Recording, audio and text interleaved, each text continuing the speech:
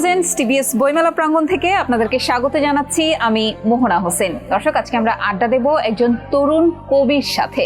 তিনি সাহিত্যের এতগুলো সেক্টর থাকতে শুধুমাত্র কবিতাকেই বেছে নিয়েছেন তার লেখালেখি, তার মনোভাব প্রকাশের জন্য। পরিচয় করিয়ে দিচ্ছি তাসনুবা অরিনের সাথে। স্বাগতম তাসনুবা, আপনাকে কেমন আছেন? ভালো আছি, আপনি কেমন আছেন? আমি অনেক ভালো আছি। শুরুতেই আমি আপনার কথা যেরকম বললাম যে সাহিত্যের অনেকগুলো সেক্টর থাকতে আপনি কেন কবিতাকে বেছে নিলেন নিজের মনের ভাব প্রকাশ করার জন্য, বা নিজের মনের ভাব বা অন্য কারো মনের ভাব যেটাই আপনি লেখেন সেটা লেখার জন্য কবিতাকে কেন বেছে নিলেন? আমার কাছে মনে হচ্ছে যে কবিতা খুব শক্তিশালী একটা মাধ্যম। আপনি খুব অল্পের ভেতর দিয়ে অনেক কিছুকে বলতে পারবেন। কবিতার ধারণ ক্ষমতাটা বেশি, এবং আমি চাইলেই এখানে যে ধরনের উপমা ব্যবহার করতে পারি সেই উপমার ভেতর দিয়ে অনেক কিছুকে প্রকাশ করতে পারি। তো তার এই প্রকাশ ক্ষমতার জন্য আমার কাছে মনে হয়েছে যে কবিতাই সবচেয়ে চমৎকার একটা মাধ্যম। কিন্তু গদ্যে বা এগুলোতে কি বলা সম্ভব? আছে, অবশ্যই আছে, কিন্তু সেটা কবিতার মতো না। এবং কবিতার আরেকটা শক্তিশালী জায়গা হচ্ছে শব্দ নিয়ে খেলা করা। এটা অন্যান্য মাধ্যমেও সম্ভব, অবশ্যই সম্ভব, কিন্তু কবিতায় যেভাবে এটাকে নিয়ে কাজ করা যায় আমার কাছে মনে হয়েছে যে আমি অন্য কোনো মাধ্যমে যখন কাজ করতে গিয়েছি আমার কাছে মনে হয়েছে যে কবিতা এক ধরনের প্রকাশ, এবং এই প্রকাশটা সম্পূর্ণই মৌলিক। তো সেই জায়গা থেকে আমার কাছে এটাই ভালো লাগে, কবিতায় বেশি ভালো লেগেছে। আপনি কি গদ্য কবিতা লেখেন নাকি ছন্দ মিলিয়ে কবিতা লেখেন? না, আমি গদ্য কবিতা। গদ্য কবিতা লেখেন? ছন্দে ছন্দ কিন্তু যে কোনো কবিতাতেই থাকে। হ্যাঁ, ইভেন ছন্দ ব্যাপারটা আসলে আমাদের ভেতরেই থাকে। যখন আমরা কবিতা লিখি তখন সেখান থেকেই যেটা চলে আসে, কিন্তু আমি পার্সোনালি এখনো ছন্দ কবিতা লিখি না।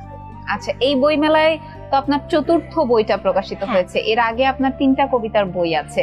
একটু যদি জানতে চাই যে এবারের বইমেলায় কোন বইটা প্রকাশিত হলো এবং আগের বইগুলো সম্পর্কে একটু একটা ধারণা। এবারের বইমেলায় আমার যে বইটি প্রকাশিত হচ্ছে তার নাম হলো ট্রাপিজিয়াম মানুষের আয়নারা। আচ্ছা, আর এর আগে যে বইগুলো প্রকাশিত, আগের বইটা শুনবো। এই ট্রাপিজিয়াম মানুষের আয়নারা আমি একটু ব্যাখ্যা জানতে চাই। কেন এমন নামটা এমন কেন? ট্রাপিজিয়াম একটা জ্যামিতিক টার্ম, সেখানের সাথে মানুষের সম্পর্ক, তার ভেতরে আবার আয়না। একটু যদি খোলাসা করে আমাদেরকে নামের মর্মটা বুঝিয়ে বলেন।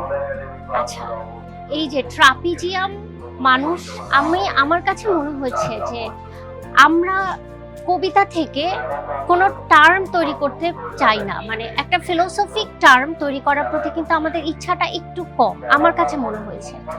তো এটা আমাদের দেশের সাপেক্ষে আমরা মনে করি কবিতা শুধু বিনোদনের একটা জায়গা, বা আমি পড়ে আনন্দ পাচ্ছি, সুখ পাচ্ছি, আবেগ প্রকাশ করতে পারছি।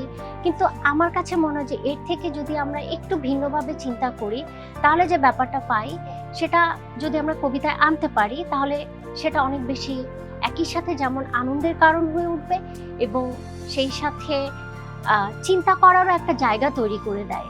তো ট্রাপিজিয়াম মানুষ, আমরা যদি একটু ভাবি যে ট্রাপিজিয়াম একটা জ্যামিতিক ফর্ম, বাট এটা দ্বারা কি প্রকাশ পায়? এটাও চতুর্ভুজ, কিন্তু সেই চতুর্ভুজের 4টা বাহু কিন্তু আসলে সমান না।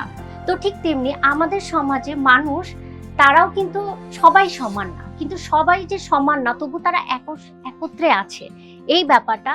এবং আমরা আমাদের ভেতরে যত অসম্পূর্ণতাই থাকুক না কেন সেই অসম্পূর্ণতা নিয়ে একটা ইউনিক ফর্ম নিজের ভেতরে তৈরি করার চেষ্টা করি। তো এই চেষ্টাটা আমাদের চলতে থাকে আসলে জীবনব্যাপী, এবং এই জীবনব্যাপী এই চেষ্টাই আমরা করতে থাকি। এই করতে করতে আমাদের প্রচুর জগৎ তৈরি হয়ে যায়। আমাদের মাথার ভেতরে জগৎ থাকে, মাথার বাইরের জগৎ থাকে। জীবনে আমরা চলতে গিয়ে হাজার হাজার মানুষের সাথে আমাদের সাক্ষাৎ হয়, সেখানেও এক একটা করে কিন্তু জগৎ তৈরি হয়ে যায়। আমরা এক এক মানুষের সাথে এক এক রকম ডেকোরাম মেইনটেইন করি।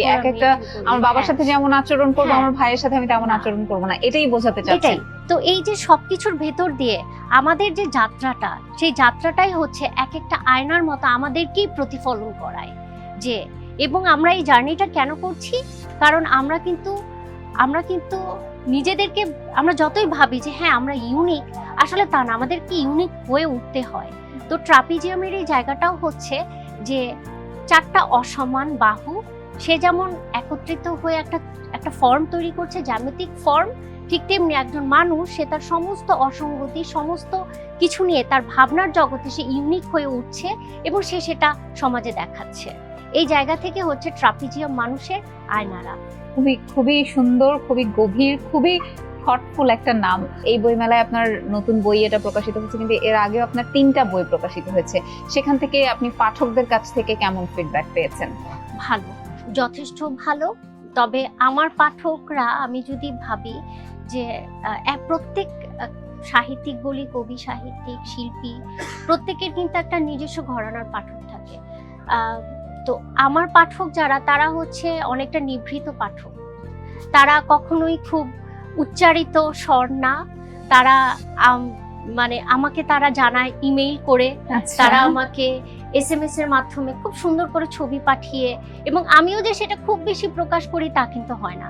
ইভেন তারা তাদের আনন্দ, তাদের ভালো লাগা গুলো জানায়। কেউ কেউ খুব সুন্দর করে রিভিউ লিখেও আমাকে দেয়, এবং আমি এগুলো কখনো বলি না, ওরা নিজেরাই পাঠায়, তখন আমার খুব ভালো লাগে।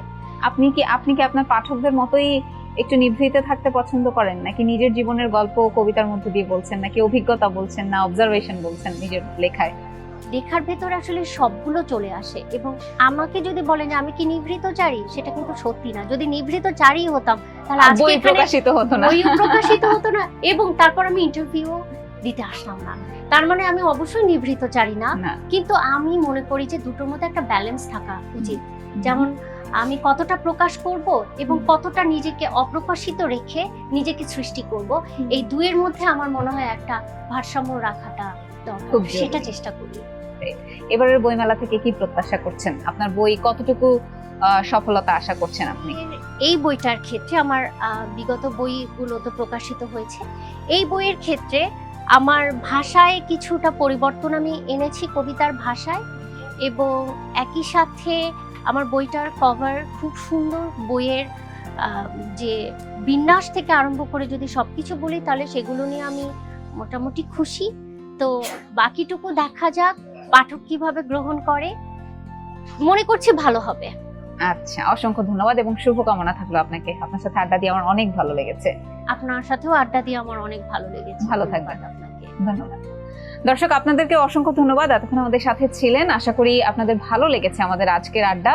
আমরা ঠিক এইভাবেই নতুন লেখক যারা আছেন, কবি আছেন, একই সাথে প্রখ্যাত কবি, সাহিত্যিক, লেখকদের সাথে আড্ডা দেই, জানার চেষ্টা করি তারা আসলে কোন চিন্তা থেকে তাদের বইটা লিখেছেন, তাদের বইটা আপনি কেন পড়বেন, পড়লে কি আহরণ করতে পারবেন, এই জিনিসগুলো আমরা আপনাদেরকে জানানোর চেষ্টা করি। আমাদের আড্ডা যদি আপনাদের ভালো লেগে থাকে তাহলে চোখ রাখতে হবে দ্য বিজনেস স্ট্যান্ডার্ডের ফেসবুক পেজ এবং ইউটিউব চ্যানেলে। ধন্যবাদ সবাইকে।